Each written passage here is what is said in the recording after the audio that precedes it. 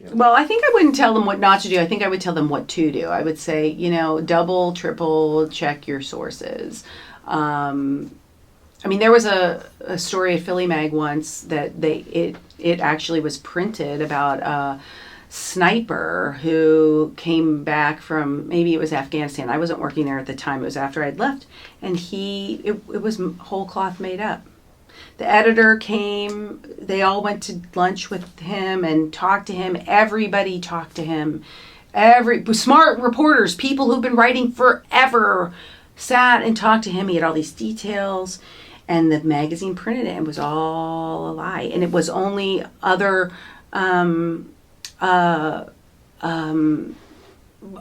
people who had been in the service and had worked in a similar way that said, there is no way this could happen. They wrote into the magazine and said, I read that story. I don't understand it. It's just an impossible story. This would never happen for this reason, this reason, this reason. And they untangled it. So you really have to, one thing I would say is don't let the juiciness of the story get in the way of your street smarts. Make sure that if there's any person on your shoulder going, it's probably right. If your instincts are kind of saying, you should listen to that. I would say that, which I have not done and regretted that. So I'd say that's a good one. Another thing I would say is to have fun when you're writing, not try and make it write a small, right? Anne Lamott always says keeps on her desk a 1x1 inch picture frame. And the reason why she keeps it there is to remind herself that this is the story that she's telling. It's that small. It's not the whole world story. It's not every single thing. It's focusing down what is the story that I'm trying to tell.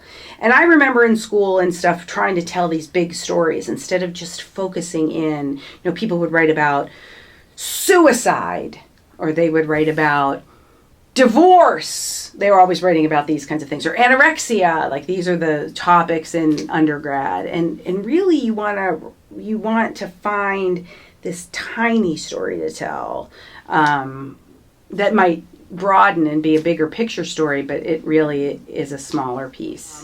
And also another piece of advice I would say is just, don't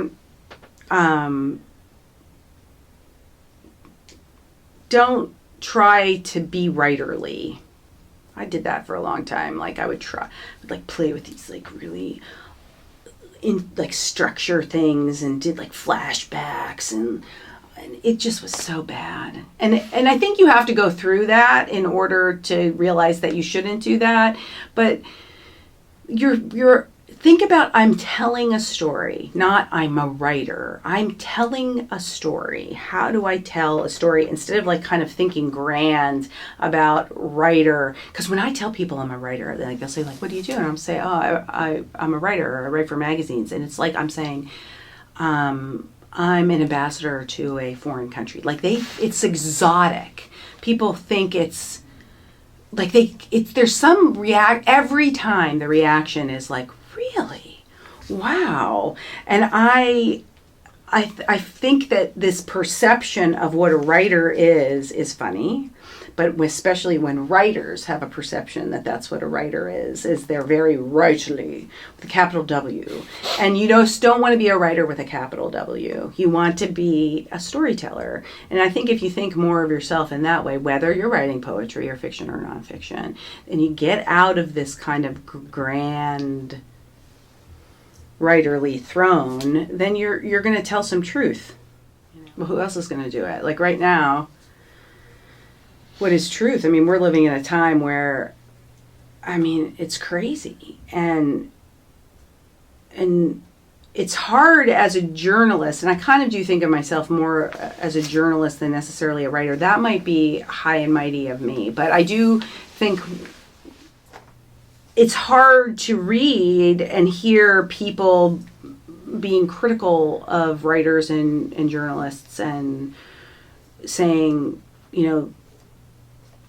it's hard. They are telling truths. They are digging into stories. The reporters are saving our country. I mean, they're looking at something and saying something about this is crazy, or something about this doesn't make sense, or there's got to be more back here. And if writers aren't doing that, who's doing it? Like, what happens?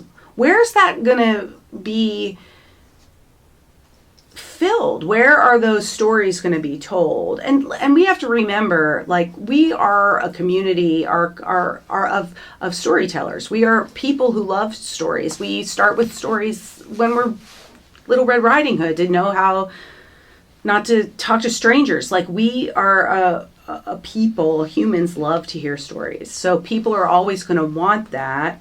And writers have to tell them, and they have to tell them well. There's a lot of not awesome writers telling a lot of not awesome stories, but I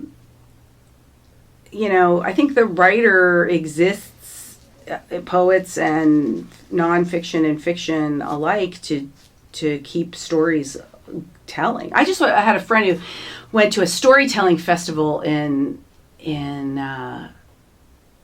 Tennessee. They have this big festival, and all these people the people are professional storytellers. So they are literally telling the story. I don't know if they write the story and then tell the story, or if they're telling, I don't know what they're doing, but I thought, oh my gosh, is that the coolest thing? Like that there's this tradition of people maybe writing and telling stories at a festival. That's just kind of what we need.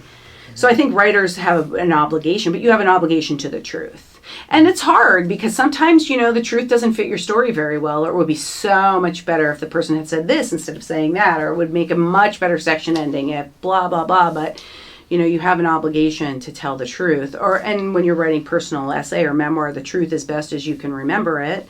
So